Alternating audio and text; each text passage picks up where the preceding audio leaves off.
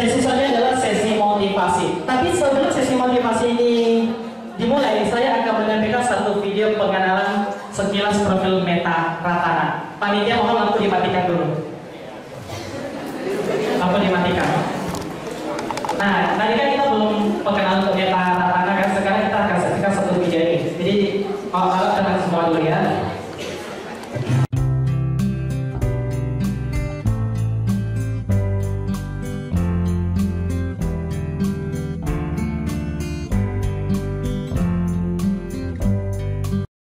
Selamat siang Binusian, kembali lagi di Star in Us, where everyone can be a star. Sebuah program yang akan menampilkan tokoh-tokoh yang inspiratif dari Bina Nusantara University. Di episode Star in Us kali ini, kami akan menghadirkan seorang tokoh yang inspiratif dari kalangan mahasiswa. Dia adalah Meta Ratana. Meta adalah seorang mahasiswa jurusan Marketing Communication BINUS angkatan 2013. Meta yang lebih akrab dipanggil dengan panggilan Meta Mini ini memang banyak sekali menginspirasi orang-orang. Walaupun tubuhnya kecil, namun kemampuannya dahsyat sekali. Meskipun sangat sibuk kuliah, namun Meta juga sangat sibuk berorganisasi. Namun di tengah-tengah kesibukannya, Meta mampu mengatur waktunya dengan baik. Selain itu, Meta juga dikenal sebagai orang yang selalu ramah dan murah senyum kepada semua orang. Selain dikenal sebagai sosok yang mungil dan ramah, Meta juga dikenal sebagai pribadi yang sangat sibuk. Selain disibukkan dengan kegiatan dan proyek kuliah, Meta juga disibukkan dengan berbagai aktivitas-aktivitas dalam organisasi. Keterlibatannya dalam berbagai event yang berbeda adalah bukti bahwa Meta sangat aktif dalam organisasinya. Pengalaman dan jam terbang yang tinggi membuat Meta banyak dipercaya untuk memegang peranan penting dalam organisasinya. Meskipun kegiatan kuliahnya sudah cukup menyibukkan, namun Meta tetap bisa mengatur waktu untuk kegiatan organisasinya. Event-event yang diselenggarakannya pun sukses besar dan banyak menginspirasi orang-orang. Nah, tunggu apa lagi? Penasaran kan dengan cerita sukses Meta saat aktif berorganisasi? Saksikan terus Star in Us, profil tokoh inspiratif.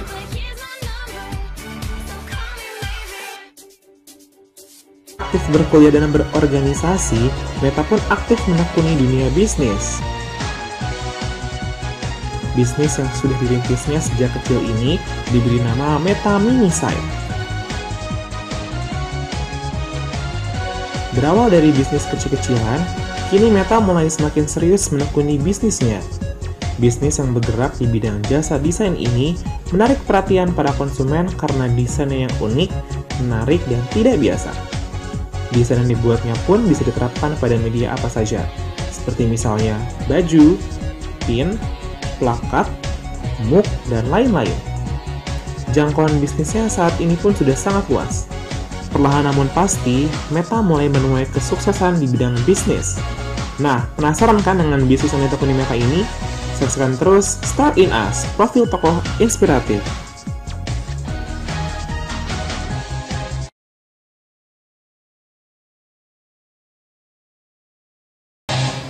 Oke, mari kita sambut Meta Ratana.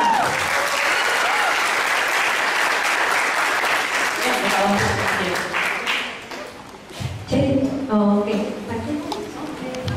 Oke, halo teman-teman semua. Hai, boleh. Halo. Hai. Hai.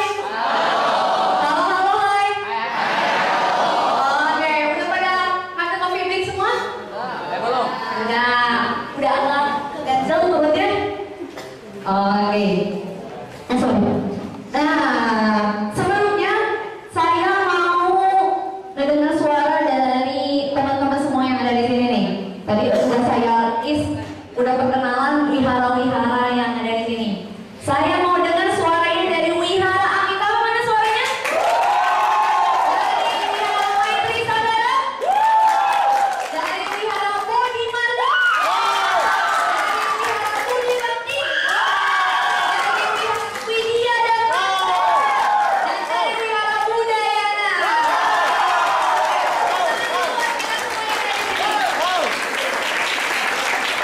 Teman-teman semua,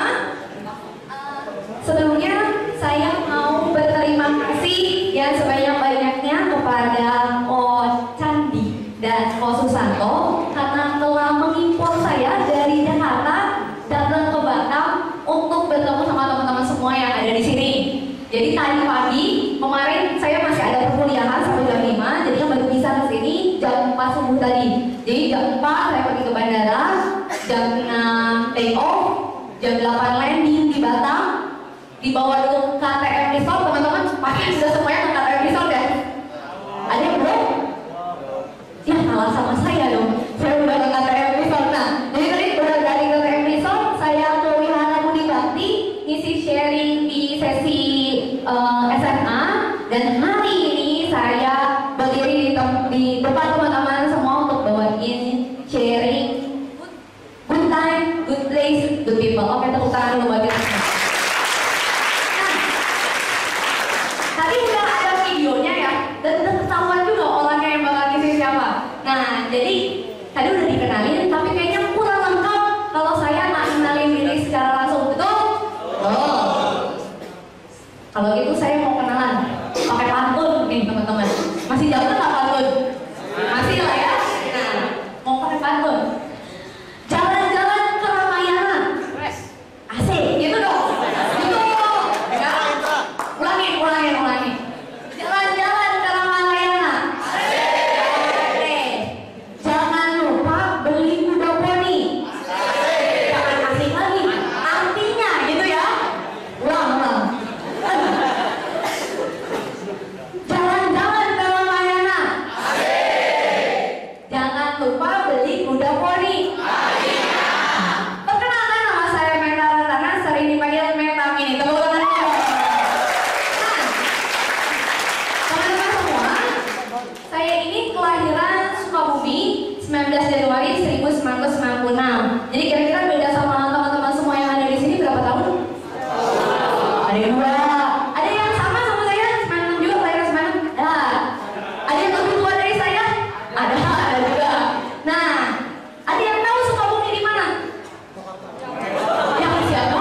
Kota tua ya. Jadi Sukabumi itu adalah kota kecil di Provinsi Jawa Barat. Nah, saat ini saya menempuh studi komunikasi di Bina Nusantara di BINUS semester 5. Oke?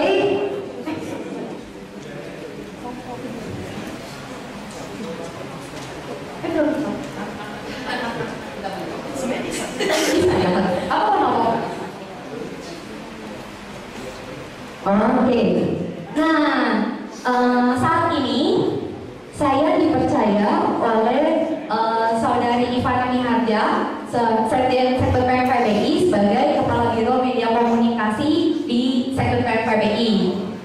Saya juga merupakan pengurus di Keluarga Mahasiswa Buddhis Dhamma Wadana di BINUS University dan beberapa kali terlibat di kepanitiaan entah non Buddhis maupun Buddhis. Lalu juga pernah beberapa kali mengikuti lomba dalam dari sana, tapi hari ini saya tetap aja tegang ketemu teman-teman semua yang ada di sini yang baru. Jadi kita tepuk tangan lagi sekali lagi ya, supaya saya nggak terlalu tegang ada di teman-teman semua.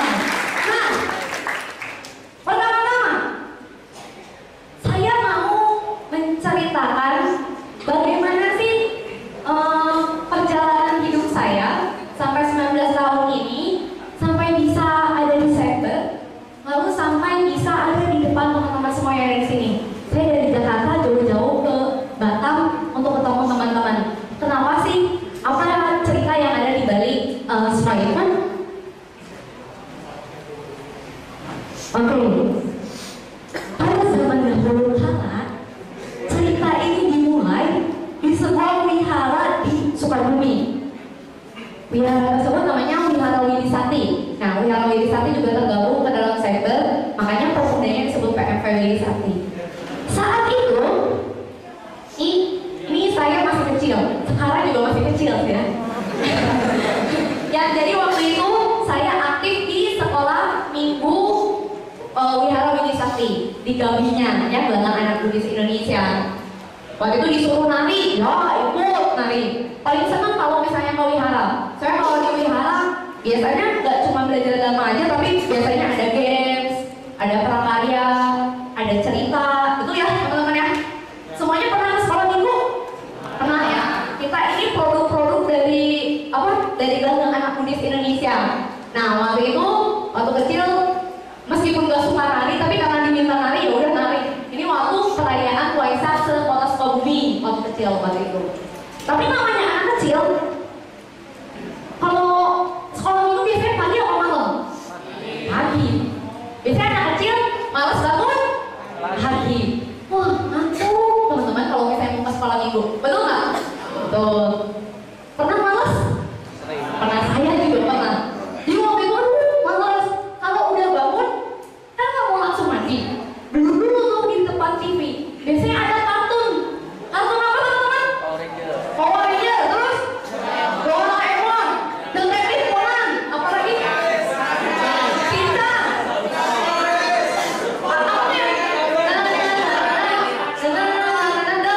Dragon Ball. Ya, pokoknya macam-macam lah. Waktu itu udah malas, cek ya, udah malas bangun pagi, duduk di depan TV. Film kartunnya ini biasanya di antara jam-jam sekolah minggu, misalnya jam 8 sampai jam 10. Padahal mulai sekolah minggunya jam 9. Kan jadi malas ya ke sekolah minggu ya. Itu karena saya lahir di keluarga yang memang Buddhis dari kecilnya, jadi suka dimarahin sama mama. Ayo sekolah minggu jangan nontonin kartun aja, pokoknya kayak gitu. Sampai akhirnya saya aktif di sekolah minggu terus menerus, dan setelah mulai agak gede sedikit, ya ini juga agak gedean lah ya. Nah mulai agak gede sedikit, akhirnya dari yang tadinya saya dibina oleh kakak pengasuh, akhirnya saya membina anak-anak di sekolah minggu. Misalnya ngajarin damar desa di depan anak-anak, bawain games, bawain prakarya dan lain sebagainya. Oke? Nah, ini beberapa foto kegiatan. Kalau misalnya di Jawa Barat, biasanya ada kegiatan yang namanya Sarasehan Gabi, Sarasehan Gala Anak Buddhis Indonesia. Jadi semua gabi-gabi di Provinsi Jawa Barat itu kumpul, misalnya buat sharing motivasi seperti ini. Terus ada lombanya juga, ada games outboundnya juga. Biasanya berlangsung 4 hari 3 malam waktu itu. Nah,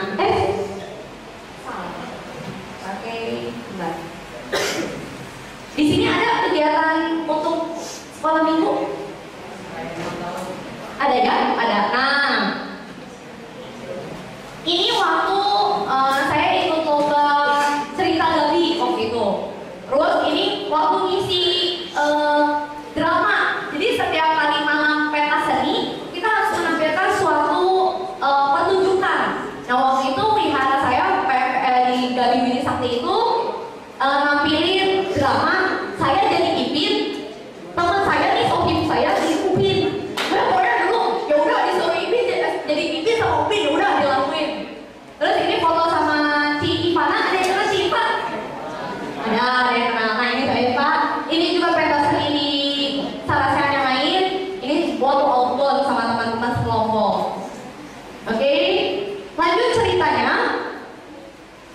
Akhirnya setelah aktif di sekolah minggu, akhirnya saya mulai masuk PMP kayak teman-teman semua yang ada di sini. Waktu itu saya kebetulan di tahun 2011 dipercaya sebagai ketua PMP. Tapi kan teman-teman tadi ada tuh ketua PMP yang maju. Teman-teman lebih sangat luar biasa, udah bisa presentasi, udah bisa bawain materi di depan teman-teman semua. Jadi tepuk tangan dulu buat ketua PMP. Waktu itu setelah di akhir masa jabatan ketua saya tahun 2011 itu, akhirnya saya ikut munas teman-teman semua. Ada yang pernah ikut munas? Ada 1 orang di belakang, 2, 3, 4, 5, ada ya? Nah, waktu itu munas di Palembang teman-teman. Jadi acaranya itu ada munas dan STKN. Waktu itu saya kebetulannya ikutin STKN-nya yang lombanya. Waktu itu ikut lomba Madi. Nah kebetulan ya juara lah ya di sini. Nah tapi yang paling penting itu ketika pertama kali saya berkumpul dengan seluruh pemuda budayana dari seluruh Indonesia, ada satu perasaan yang sangat luar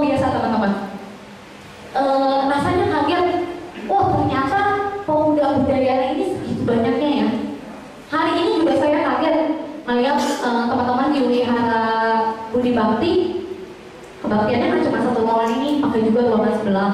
Jadi begitu banyak generasi-generasi muda dan termasuk teman-teman semua yang ada di sini yang mau bersama-sama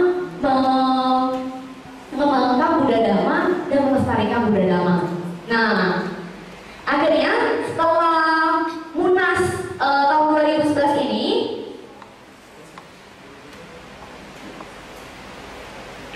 akhirnya saya dipercaya menjadi Kepala Biro Media Komunikasi di Jawa Barat. Nah, waktu itu bersama tim ini mulai dari pelantikan, ada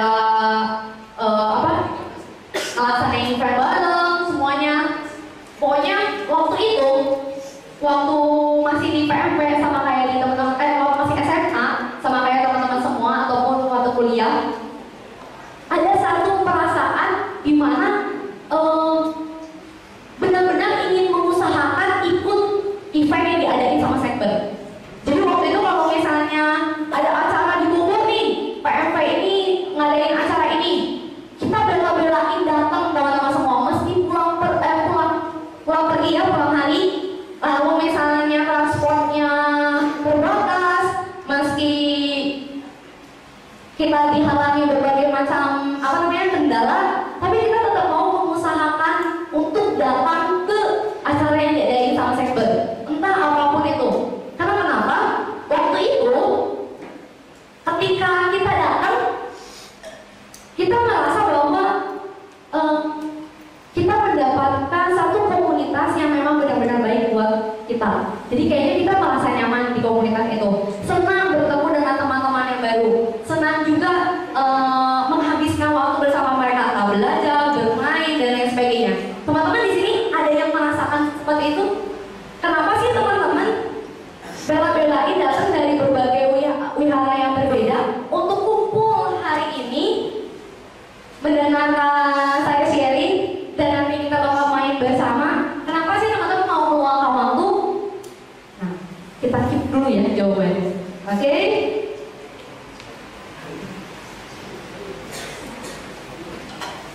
Sampai akhirnya di SPKN tahun 2013, saya mengikuti lomba Dhamma Desana waktu itu.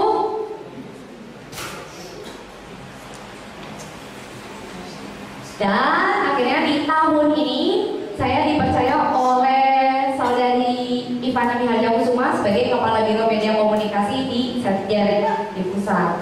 Oke. Nah, setelah tadi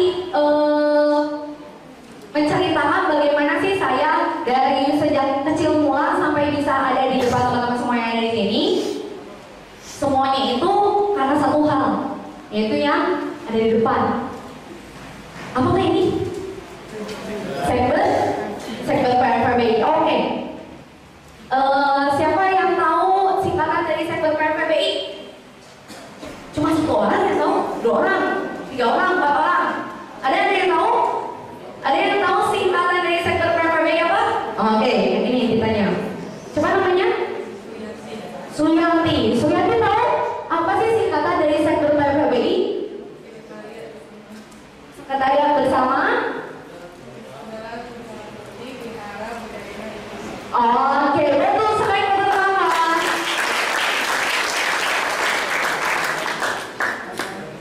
Jadi Sekber PFBI adalah sekretariat bersama Persaudaraan Muda-Mudi Wihara-Wihara Budayana Indonesia, atau biasanya disebut Pemuda Budayana. Jadi teman-teman semua yang terlibat di Sekber PFBI adalah pemuda budayana. Dan teman-teman semua ini berkumpul dalam suatu wadah di mana teman-teman bisa belajar, bermain, dan berkarya bersama. Nah,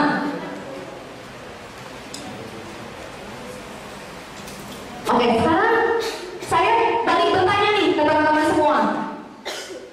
Mengapa ada di Sekber PFBI? Ada yang mau volunteer? Mengapa sih kalian ada di Sekber PFBI? Boleh dipilih. Siapa namanya? Hati gua katanya. Siapa namanya? Agustini. Nah, menurut Agustini, mengapa sih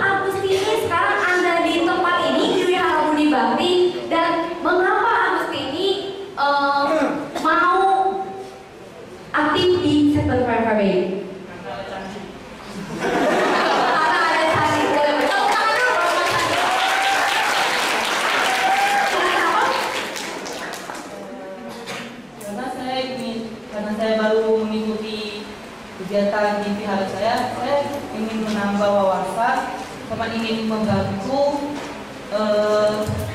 meningkatkan kegiatan yang ada di sekitar. Oh, oke, tepuk tangan buat Agustin. Tadi kan Agustin mau menambah wawasan dan meningkatkan kegiatan-kegiatan yang ada di wiharanya. Oke, yang cowok siapa namanya? Ivan. Oh, Irfan. Ya. Kenapa Irfan ada di Cyber PMPBI? Karena saya merasa penasaran sama kegiatannya. Terus karena ada teman. Oke.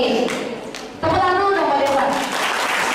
Jadi kalau Irfan dia karena penasaran hari ini acaranya kayak gimana sih, dan dia juga ada teman ya yang ada di sini. Ini kamu temennya? Oke, cie. Nah, lalu ada satu lagi yang gini. Di belakang bisa nggak? Ada yang satu lagi nggak? Boleh kok, ditodong aja satu orang. Todong satu orang di belakang. Oke, boleh. Siapa namanya? Siapa namanya? Siapa?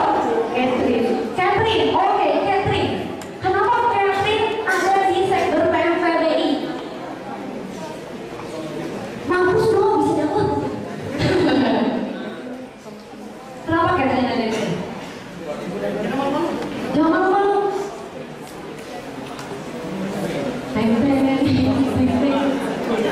Kenapa Catherine? Gak apa-apa, gak ada yang salah, apa yang benar? Ingin meluangkan waktu yang kosong. Oh, ingin meluangkan waktu yang kosong. Oke, tepuk tangan dulu buat Catherine. Makasih ya. Tadi ada Agustini, lalu ada Catherine dan ada Irfan. Oke. Mungkin teman-teman yang ada di sini punya alasan yang kuat kenapa teman-teman ada di Cyber PMPBI dan hari ini teman-teman ada di sini.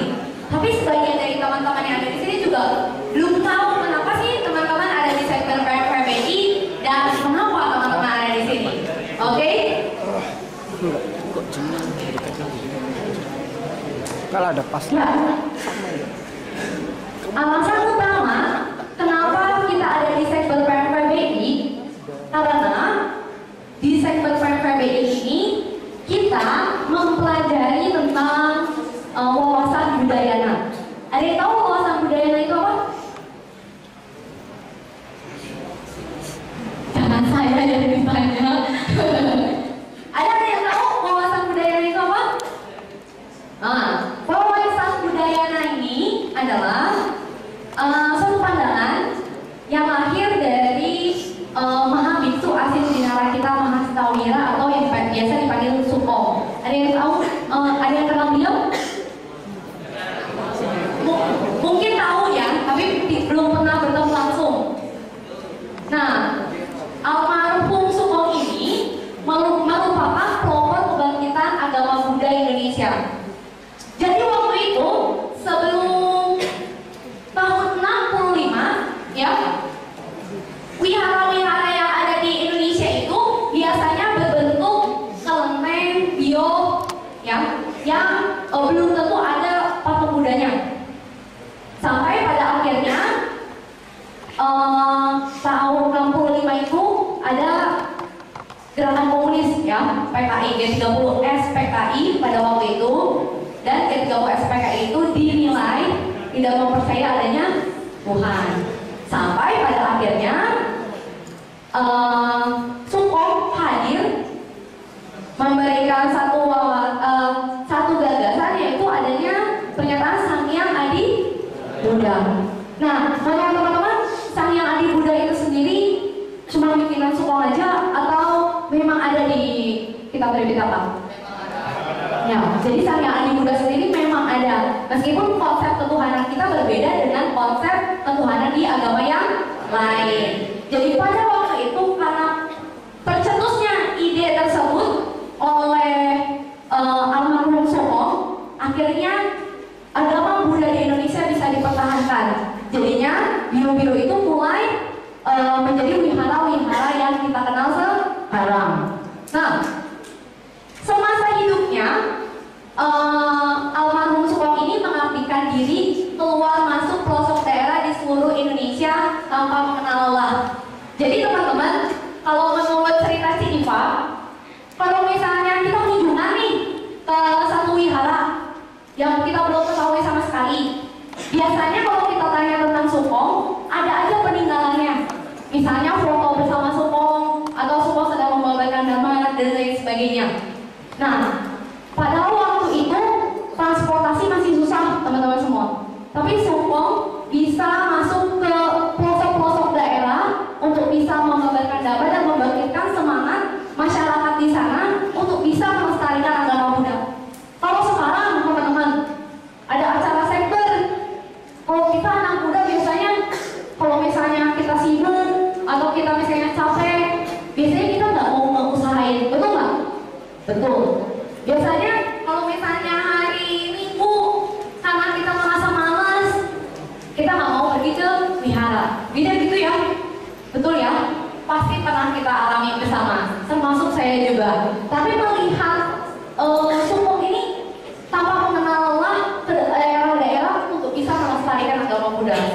Nah, dalam paham Budayana ini ada 4 nilai yang bagus. Yang pertama adalah berjiwa non-sektarian. Jadi di Budayana sendiri, teman-teman bisa belajar dari berbagai sekte. Misalnya Mahayana, Theravada, Tantrayana.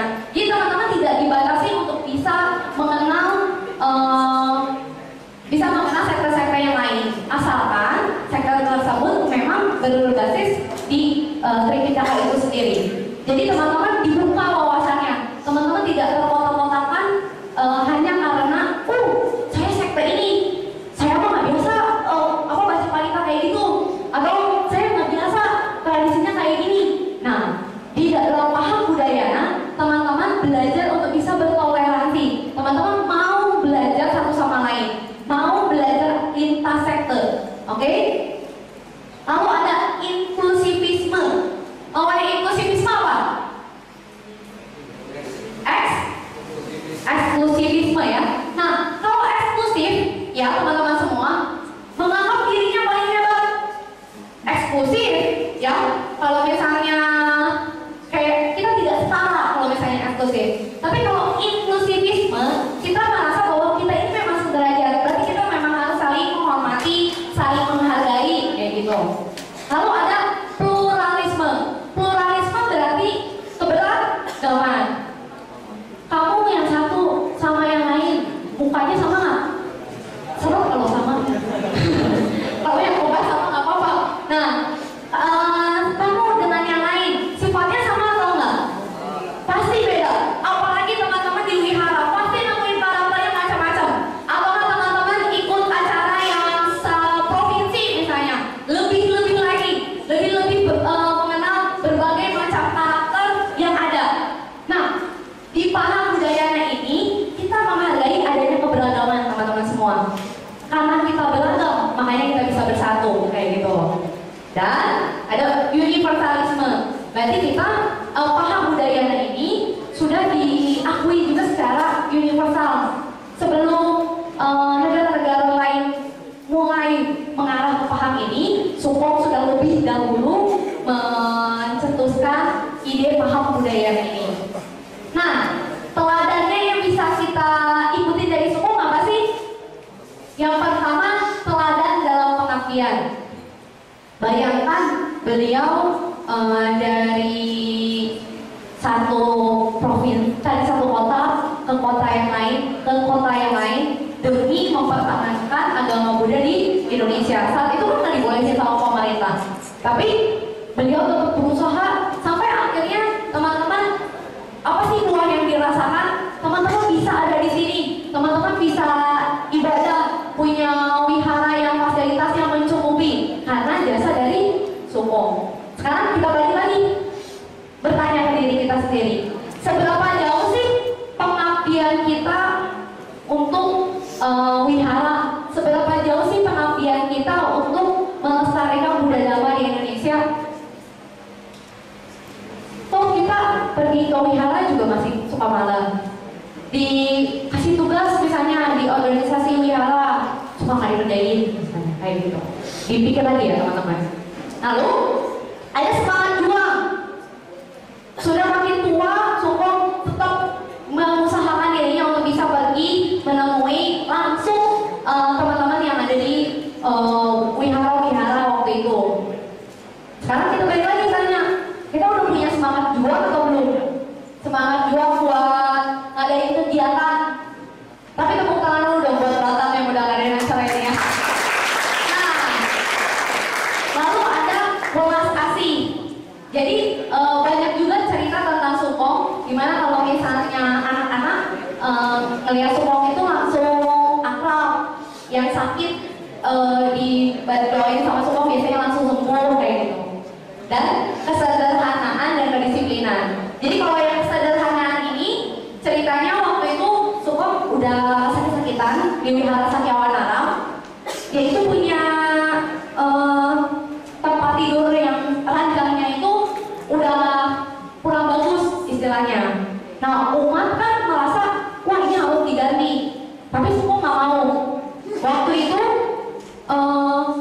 pas Sukong lagi pergi, ranjangnya diganti jadi yang lebih bagus. Pulang kan Sukong dateng tuh melihat si ranjangnya itu lebih bagus, Sukong nggak mau. Katanya ganti, pokoknya sama ranjang yang lama baru saya mau tidur. Maksudnya di sini ketika itu Sukong menunjukkan bahwa dirinya itu memiliki nilai yaitu kesederhanaan teman-teman semua. Yang kedisiplinan, ada cerita lucunya juga. Kalau misalnya mau kunjungan ke wihara, kalau misalnya itu kan pakai mobil umat biasanya. Kalau misalnya umatnya datangnya telat, Sukong bisa pergi sendiri pakai transportasi umum. Pokoknya nggak boleh nih namanya telat. Jadi harus disiplin. Nah, oke, sampai akhirnya pada tanggal 12 Juli 1081 terbentuklah Sekber PMPBI, di mana diprakarsai oleh Mahastaya Arya Sasano dan atas restu dari Sukong sendiri. Nah, Sekber PMPBI ini apa? Adalah konfederasi dari PMPC yang berada di bawah pembinaan Sakin dan MBI, membantu Sakin dan MBI dalam membina kader-kader budaya Indonesia dan sebagai wadah pemersatu pemuda Udayana dan sarana untuk berkumpul untuk saling asah, saling asi, dan saling asuh. Oke, teman-teman udah jadi kader-kader Udayana di sini? Belum? Jangan tanya nih, sudah belum jadi kader-kader Udayana di sini? Sudah teman-teman semua. Tapi sekarang saya tanya lagi, sudahkah teman-teman semua jadi kader-kader Udayana yang baik? Oke, dikit jawabannya ya. Nanti teman-teman pikirin lagi. Oke? Nah, seringkali juga di wihara-wihara itu kita bukannya saling asah, saling asih, saling asuh, tapi saling ejek, saling hina, saling apa gitu ya pokoknya, saling berantem misalnya. Jadi kadang-kadang di dalam wihara belum tentu misalnya kita benar-benar saling asah, saling asih, saling asuh. Betul nggak? Betul. Ada aja misalnya orang yang merasa dia nggak diterima nih di wihara ini. Kok gua dijutekin ya? Kok dia beda pendapatnya sama gua? Biasanya banyak yang kayak gitu.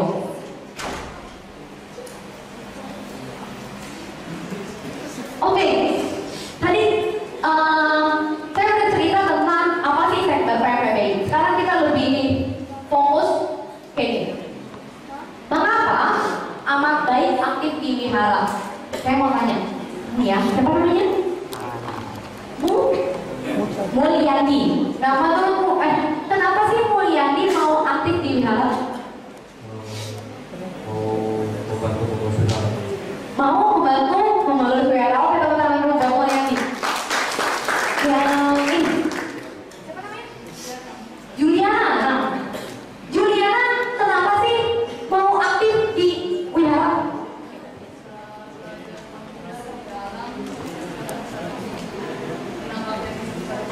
Oke, bisa belajar tentang Buddha Dharma dan bisa menambah keyakinan.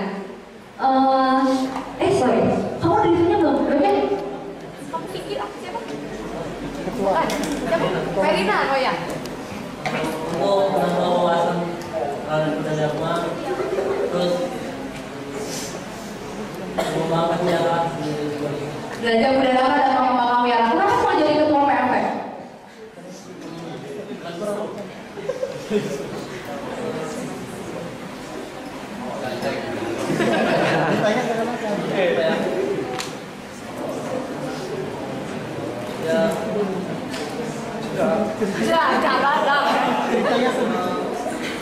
Ingin membuat jalan saya menjadi lebih baik. Ingin membawa wihara jadi lebih baik lagi. Nah, teman-teman, bagi teman-teman yang tadi tanya, coba tanya ke diri teman-teman sendiri. Kenapa sih mengapa amat baik aktif di wihara? Dan kenapa teman-teman semua yang ada di sini mau aktif di wihara? Ya?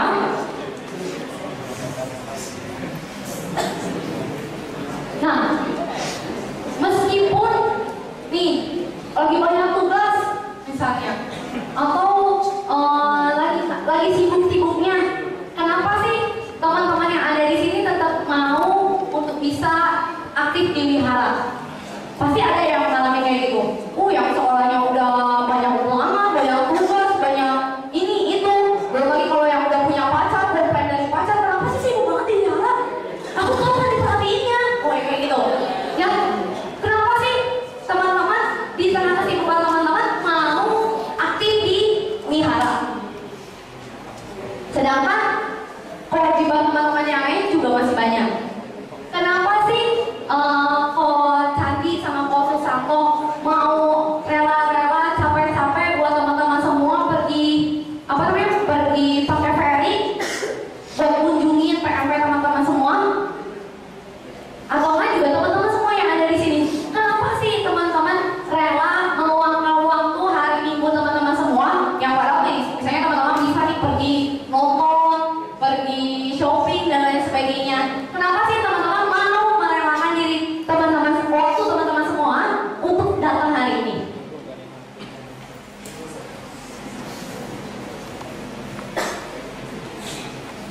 Karena di sini terdapat 3 hal teman-teman semua. This is a good time, this is a good place, dan these are good people. Jadi saat ini apapun teman-teman aktif di wihara, teman-teman akan mendapatkan waktu yang baik, tempat yang baik, dan orang-orang yang baik.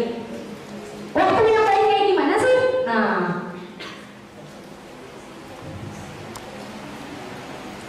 good time. Siapa yang suka good time? Ada yang suka good time? Saya juga suka. Nah, ya good time teman-teman semua. Waktu yang baik. Nah, dalam Jaya Manggala ya disebutkan, boleh baca bareng-bareng ya. 1, 2, 3. Sabar rendah hati bila diperingatkan, mengunjungi para petapa, membahas dhamma pada saat yang sesuai, itulah berkah utama. Teman-teman semua yang ada di sini, tepuk tangan dong. Teman-teman semua yang ada di sini merasa beruntung nggak? Jangan yakin, beruntung nggak? Teman-teman semua yang ada di sini itu aman beruntung teman-teman semua. Karena teman-teman kalau disebutin di Jaya Manggala itu teman-teman memiliki salah satu yang namanya berkah utama. Teman-teman nih tiap minggu datang ke wihara. Di wiharanya pasti selalu ada sharing ya. Sharing dhamma pasti nggak? Pasti ada ya setiap minggunya ya. Entah sharing dhamma yang secara langsung atau teman-teman pun bisa membahas dhamma bersama teman-teman yang ada di wihara. Nah, hal itu adalah membahas dhamma pada saat yang sesuai, itulah berkah utama. Selain itu, selain teman-teman bisa mendengarkan dhamma bersama-sama, teman-teman juga bisa mengumpul karma baik bersama-sama, membaca parita bersama-sama. Lalu teman-teman semua yang ada di sini masih muda? Ada yang udah tua? Ada yang aja masih muda? Masih ya teman-teman semua.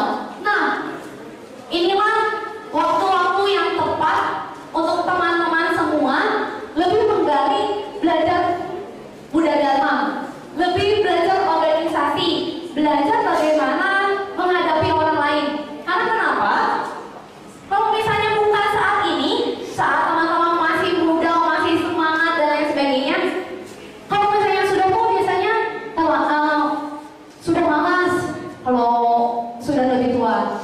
Lalu ada tuntutan yang lain, tuntutan bekerja, lalu punya istri, punya anak, akan lebih sangat sulit untuk bisa aktif di sini.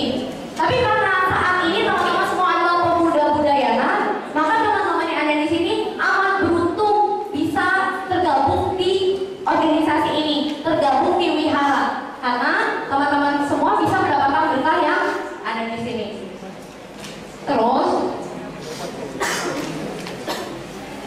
tadi ada waktu yang baik. Yang kedua ada good places, yaitu tempat yang baik.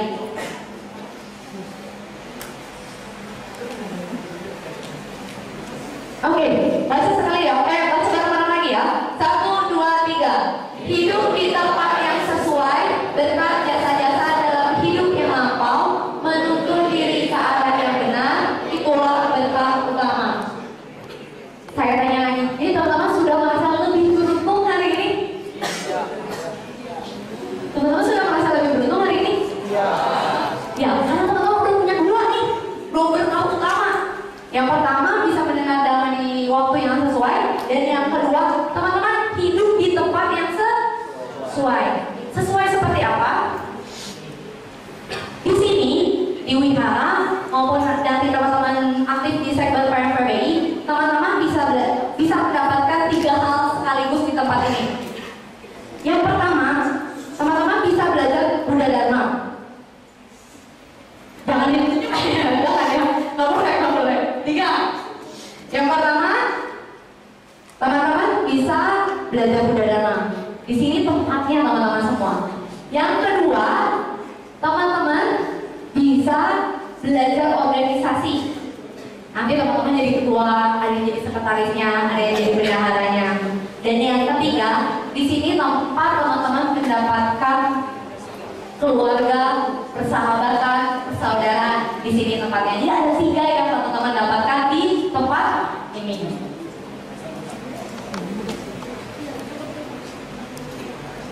Nah, waktu dan tempat yang tepat untuk apa?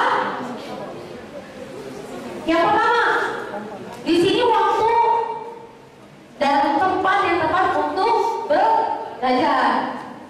Yang kedua, untuk latihan teman-teman semua.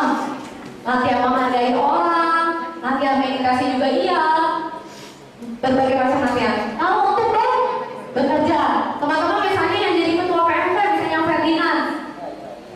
Tepuk tangan dulu ya. Untuk bekerja teman-teman semua, bagaimana kita mau berkorban waktu, mau berkorban tenaga, capek-capek kalau lagi ada acara wihara, makut-makut barang kalau misalnya yang cowok, yang cewek ngurusin ini, itu konsumsi dan lain sebagainya. Di sini waktunya bekerja. Dan yang terakhir, buat teman-teman semua yang ada di sini, kita masih muda teman-teman semua, masih muda yang namanya bermain. Di sini waktunya kita belajar bersama, berlatih bersama, bekerja bersama, dan bermain bersama. Nah, wih, ada animasinya. Nah, dan yang terakhir tadi udah ada 2, apa aja? Good time sama good place. Yang terakhir teman-teman semua, good people. Teman-teman di sini di wihara maupun di sektor PMPBI, teman-teman akan menemukan orang-orang yang baik. Bukan berarti kalau misalnya di universitas atau di sekolah teman-teman nggak akan dapat teman yang baik, nggak gitu ya. Tapi di sini potensinya baiknya itu lebih besar.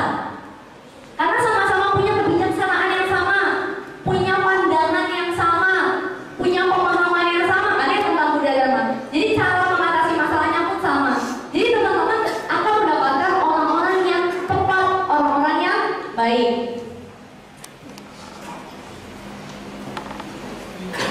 Kita coba bareng lagi. Tidak bergaul dengan orang yang tidak bijaksana, bergaul dengan mereka yang bijaksana, menghormat mereka yang patut dihormat.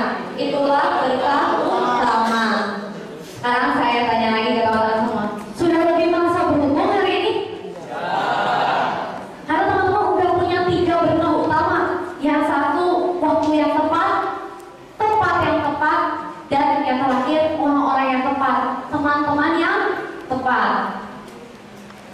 Nah,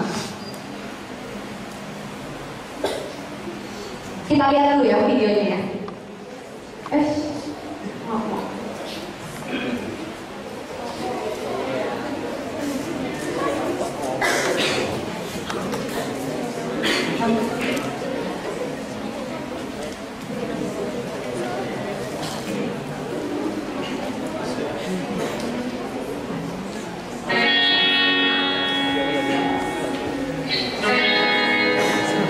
Jadi ini hari pertama di perkuliahan ceritanya. Orang-orang juga nggak saling kenal. Ketika interaksi satu sama lain itu menjadi nol. Ada teman-teman yang merasa di universitasnya kok saya nggak punya teman ya.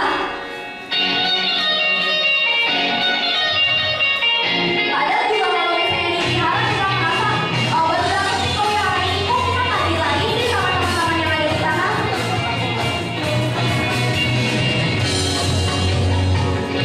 Jadi waktu itu Coca-Cola bikin satu campaign. Botolnya pakai botolnya, tutupnya tapi tutup khusus.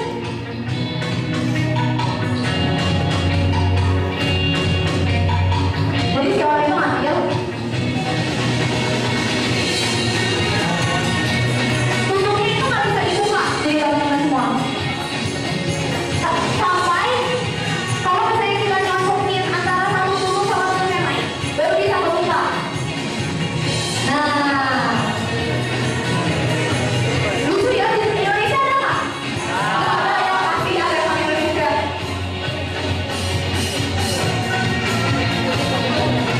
Jadi karena tikung ini yang maksudnya mau ini botol ini, akhirnya mereka berinteraksi. Karena kalau misalnya nggak berinteraksi, mereka nggak bisa buka si botol-botolnya.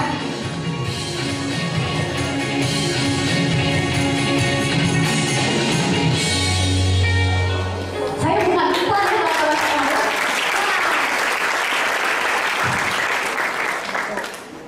Maksud dari video ini adalah ketika teman-teman nanti datang ke wihara, misalnya, atau nanti ada teman-teman yang baru nih datang ke wihara. Biasanya kalau kita dibilanginnya, kalau ada yang datang ya udah dianggapin didiemin sendiri, kan kita punya teman-teman yang udah memang akrab. Nah, udah kayak gitu teman-teman semua. Teman-teman yang udah aktif di sini, teman-teman harusnya bisa mengajak teman-teman yang baru datang dan memulai pertemanan yang baru. Karena kenapa? Kenapa sih begitu penting kita melakukan interaksi sama orang lain? Mengapa begitu penting kita ada dalam satu komunitas? Karena kalau sendiri, kita tidak bisa mengetahui apa yang berguna dalam diri kita untuk orang lain. Kita ini bermanfaat nggak? Kita ini useful nggak sih? Kayak gitu. Kalau kita sendiri kita nggak tahu. Coba kalau misalnya kita bareng orang lain, kayak tadi tuh, yang twist pop itu, yang satu punya yang lebih nonjolnya di sebelah sini, yang satu punya lebih nonjolnya di sebelah sini. Sama kayak teman-teman semua yang ada di PFW. Teman-teman punya lebih jago desain misalnya. Teman-teman lebih jago maintain organisasi misalnya, dan lain sebagainya. Teman-teman punya kapasitas, teman-teman punya potensi yang berbeda-beda.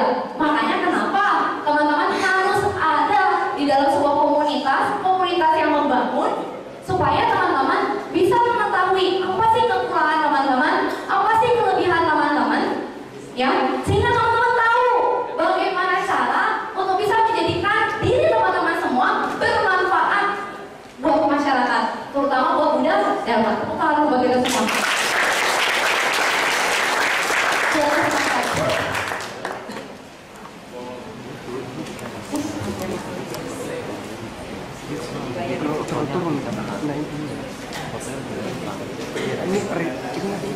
Si awal.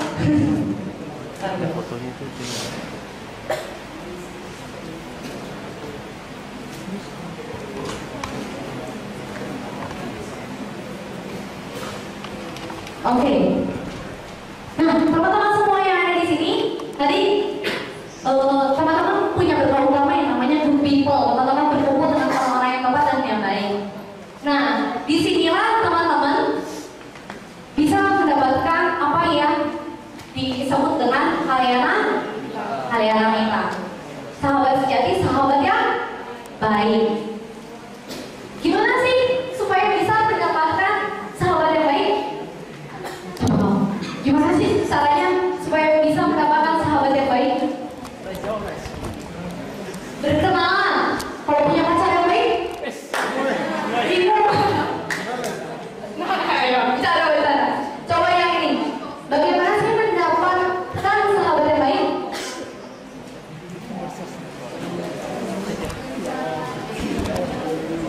Dengan cara berkenalan. Betul teman-teman semua. Ini betul. Kita bisa mendapatkan Kayanamita karena kita memulai interaksi. Tapi yang lebih penting adalah bagaimana kita mendapatkan seorang Kayanamita. Terlebih dahulu kita harus menjadi Kayanamita itu sendiri. Nggak mungkin orang misalnya dia mau dihargai, tapi kalau dia sendiri tidak menghargai orang lain. Nah, bagaimana cara menjadi Kayanamita yang baik? Yang pertama, siap dan mampu membantu kita dengan cara yang baik.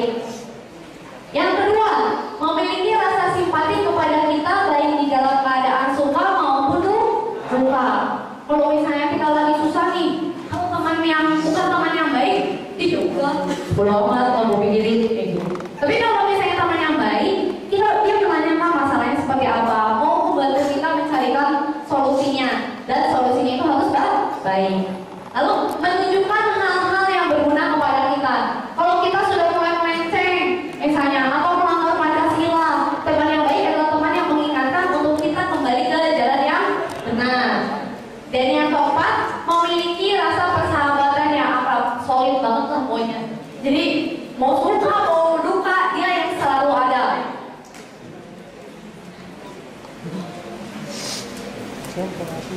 Nah, teman-teman semua, salah satu alasan kenapa sih teman-teman harus aktif di wihara, karena teman-teman merupakan bagian dari kita. Jangan anggap kalau misalnya teman-teman nggak ada, ya udah nggak masalah.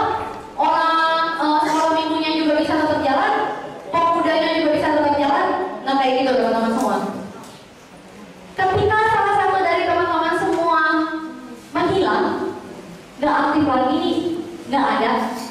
Sebetulnya di dalam satu komunitas itu ada satu kebohongan, ada satu kehilangan ketika teman-teman nggak ada. Teman-teman ini semua berarti di komunitas ini, nggak ada yang nggak berarti. Teman-teman itu bagian dari kita. Nah, ada satu video lagi. Sorry nggak ini nggak hyperlinknya nggak? Iya, boleh dimatiin lagi videonya? Lagu ya. Ada yang belum nonton? Ada yang belum? Jadi nonton lagi ya.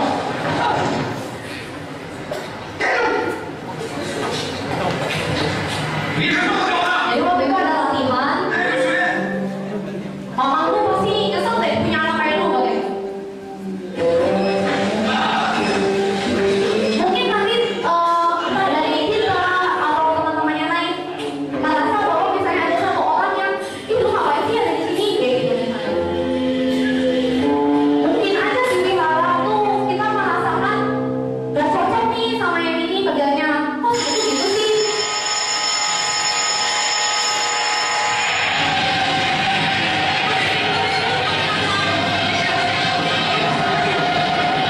Ada sampai ada hari saatnya tiba. Karena si orang itu ada. Isi perdagangannya jadi omong. Karena dia tuh marah, dia tuh nggak merasa diterima. Nah, boleh ini lagi. Tepuk tangan dulu ya. Nah, jadi teman-teman, kalau teman-teman nggak ada ataupun teman-teman yang lain nggak ada, jangan dibiarkan, ya. Teman-teman harus tanya kenapa sih dia kok tiba-tiba nggak ada? Karena bagi kalian yang menghilang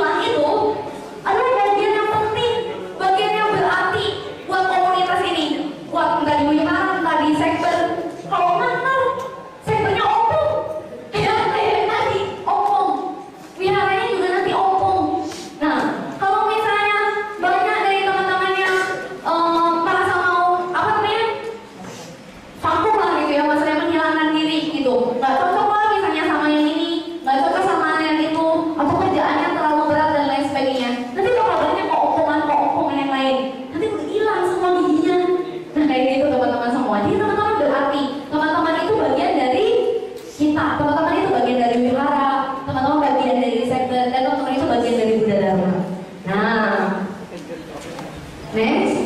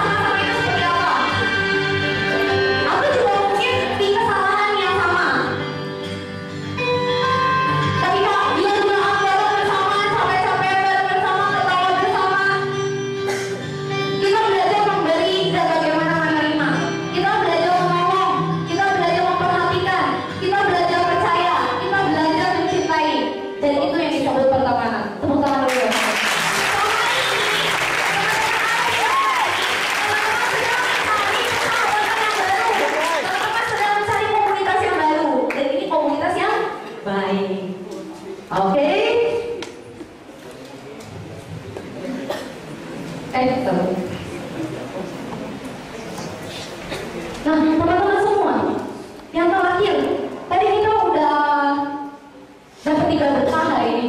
Yang pertama, good time. Yang kedua, good day. Dan yang ketiga, good people. Tapi hal yang paling mendasar, kenapa teman-teman harus ada di sini?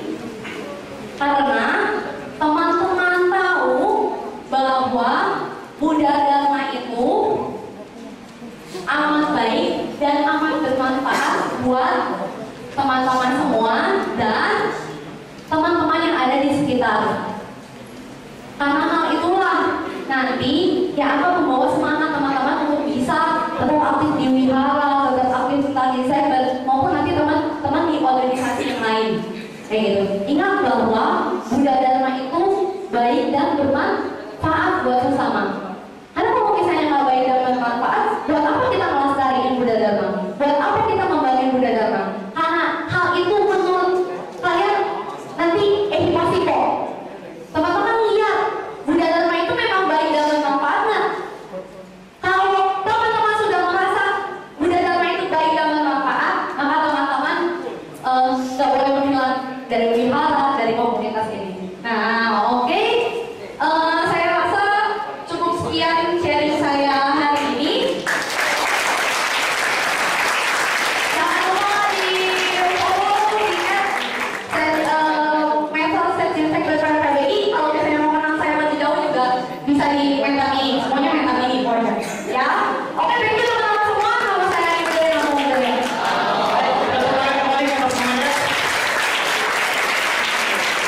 Nah, sebelum kita tutup sesi motivasi, kita kasih kesempatan untuk tanya jawab aja ya. Nah, jadi teman-teman yang ada keluhan atau ingin bertanya, saya buka 3 pertanyaan. Tidak apa-apa, tentang pemuda dan apa silakan. Tentang hubungan materi ini. Silakan tunjuk tangan jika ada yang ingin bertanya. Atau sharing juga boleh. Main paise. Ini kalau capek dong.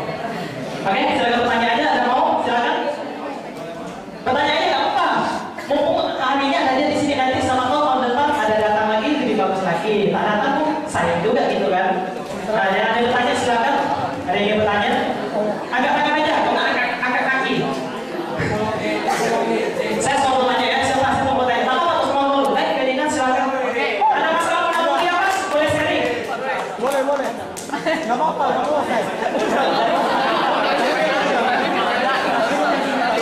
Yang PMP juga boleh sharing ya, yang PMP gitu yang tentang komunikasi atau ada masalah apa. Mumpung dari Metro di sini ada datang kan bisa bertanya. Boleh nggak apa-apa saya? Kamu oke ya?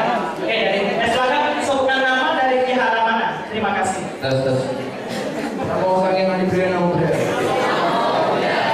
Selamat siang Kak Meta ini. Kak, gini, tadi kan Kak ngomongnya asik kali, lancar gitu kan. Gimana sih ngomong cara yang asik gitu? Mungkin teman-teman di sini kan yang tadi ngomongnya agak malu ya kan, agak segan-segan gitu. Gimana sih tips dari kakak untuk berbicara di depan yang asik gitu? Terima kasih.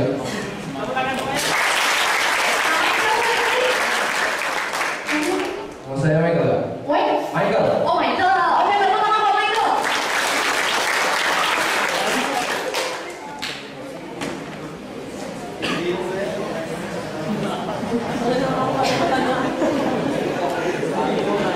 Oke, makasih Michael buat pertanyaannya. Teman-teman semua, dulu saya nggak selancar ini ngomongnya. Dulu waktu pertama kali ngajar di sekolah minggu, anak-anak yang biasa, ramai sendiri. Saya ngomong di depan, yang lainnya nggak dengerin. Atau ketika bawa sharing di pemuda, misalnya di PFP, nggak semuanya mau ikut terlibat. Ada yang main HP, ada yang sibuk sendiri juga. Dan saya mengalami bagaimana sih tidak diperhatikan sama audiens, bagaimana sih kok pas nggak lucu kok garing ya, jadi bingung gitu. Nah, yang pertama mungkin teman-teman semua harus bisa mengalahkan rasa takut untuk bisa maju di depan. Karena kalau misalnya teman-teman nggak mengalahkan rasa takut itu, teman-teman nggak mungkin mencoba, betul ya? Itu yang pertama. Yang kedua, teman-teman semua, practice makes perfect. Jadi kalau misalnya teman-teman nggak latihan, teman-teman nggak maju ke depan, teman-teman nggak akan tahu nih rasanya itu seperti apa, feel deg-degannya itu seperti apa, bagaimana menangani audiensnya seperti apa. Audiensnya nggak mungkin sama, misalnya yang di Batam sama yang di Pekanbaru sama yang di Palembang nggak ada sama teman-teman semua. Tapi karena teman-teman mau mencoba, teman-teman hari ini juga saya belajar ke teman-teman semua bagaimana sih sharing di depan teman-teman semua. Yang kedua itu adalah practice makes perfect. Yang ketiga, teman-teman dalam seiring nanti teman-teman belajar public speaking di depan, teman-teman harus mengetahui gaya teman-teman itu seperti apa sih. Kalau misalnya saya menggebu-gebu, tapi kita harus bisa bergerak. Atau ada yang kalau misalnya kayak stand up comedian gitu ya, yang kayak pura-pura bego atau gimana. Nah, teman-teman harus punya gayanya sendiri. Karena kalau misalnya teman-teman nggak punya gayanya sendiri, teman-teman nggak enjoy bawainnya. Teman-teman bingung gimana sih buat explore bakat teman-teman. Jadi yang pertama itu teman-teman harus berani. Yang kedua practice latihan. Dan yang ketiga teman-teman tahu spesifikasi kelebihan gaya teman-teman itu kayak gimana. Kayak gitu aja mungkin. Thank you Michael.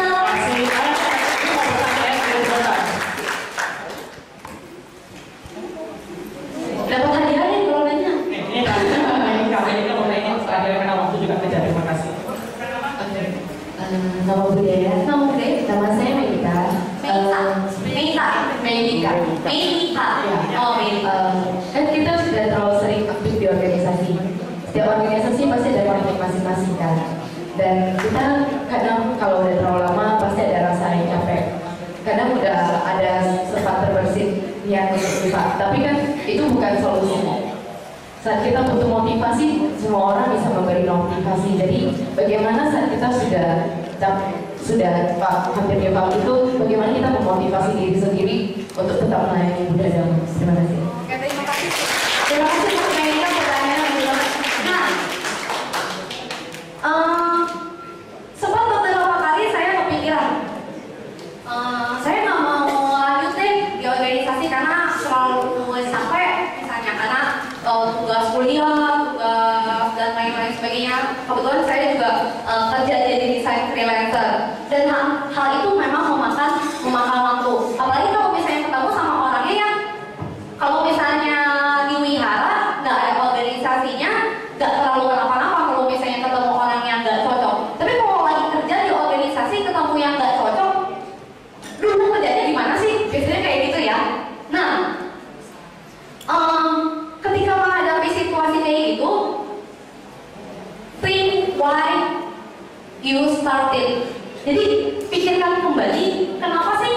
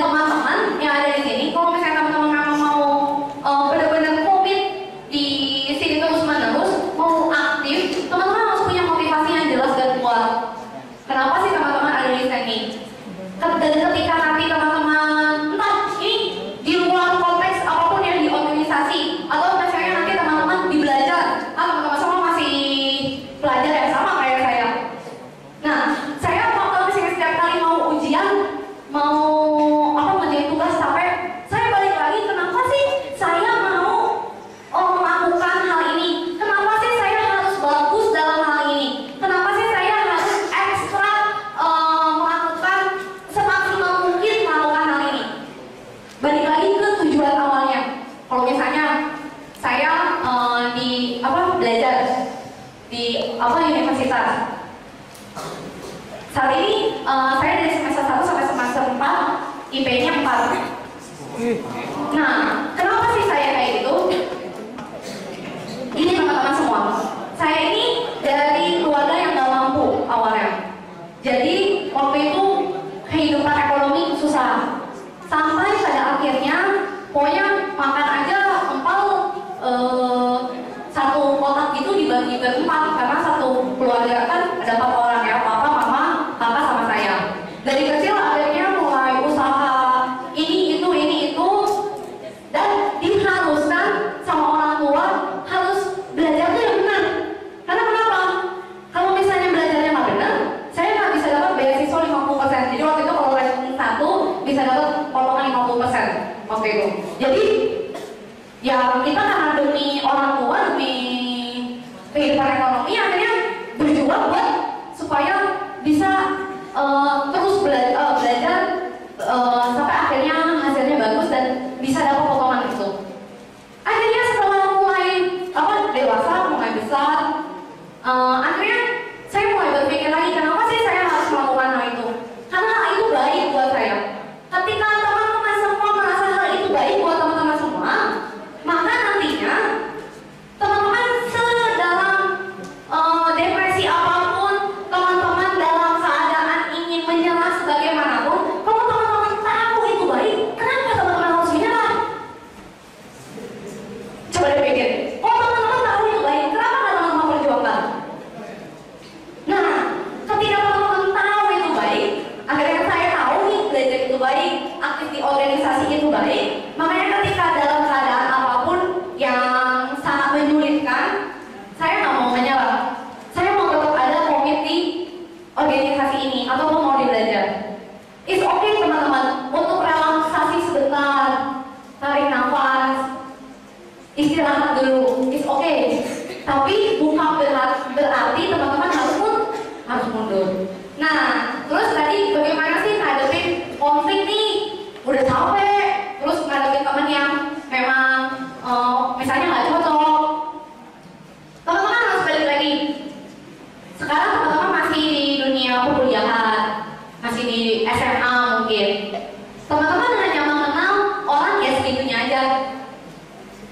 Nah, ketika teman-teman menghadapi perbedaan itu, teman-teman harus belajar bertoleransi.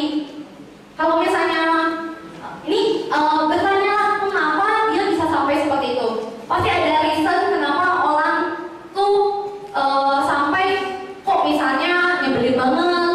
Ada reason kenapa orang itu kok sampai nggak mau ngerjain kerjaan organisasi dan lain sebagainya. Cari reasonnya. Ketika teman-teman tahu reasonnya, teman-teman bisa bareng-bareng membantu dia buat nyelesain masalahnya bareng-bareng. Kalau teman-teman tinggalin, nggak ada masalah yang terselesaikan. Komunikasikan. Nah, teman-teman semua, nanti di dunia yang lebih real lagi, di dunia kerja atau di dunia yang nanti teman-teman akan nyemplung ke dalamnya lah istilahnya, teman-teman akan menemukan orang-orang yang lebih berbeda lagi. Kalau di sini masih mending, bedanya cuma nyebelin.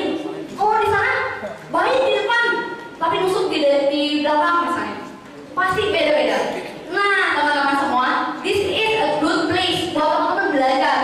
Gimana sih mengatasi orang nyebelin? Diatasinnya kayak gimana? Orangnya pendiam, bagaimana diatasinnya? Nanti teman-teman di dunia yang akan lebih nyata, dunia yang akan teman-teman hadapi bersama-sama, ini akan sangat berguna. Oke, thank you. Mungkin itu aja jawabannya.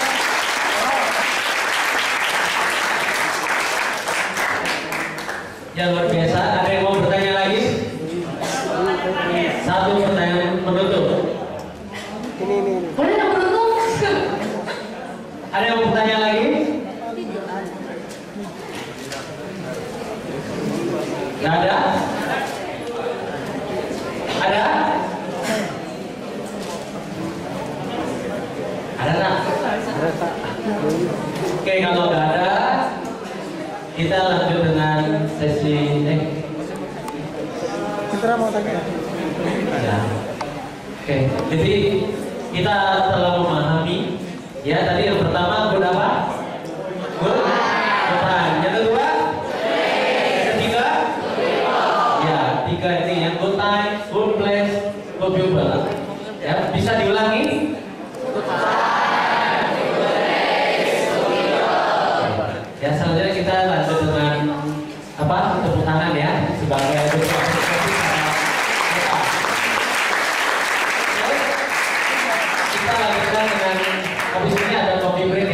itu makan puding lagi ya. Kita persilakan. Ya silakan ya.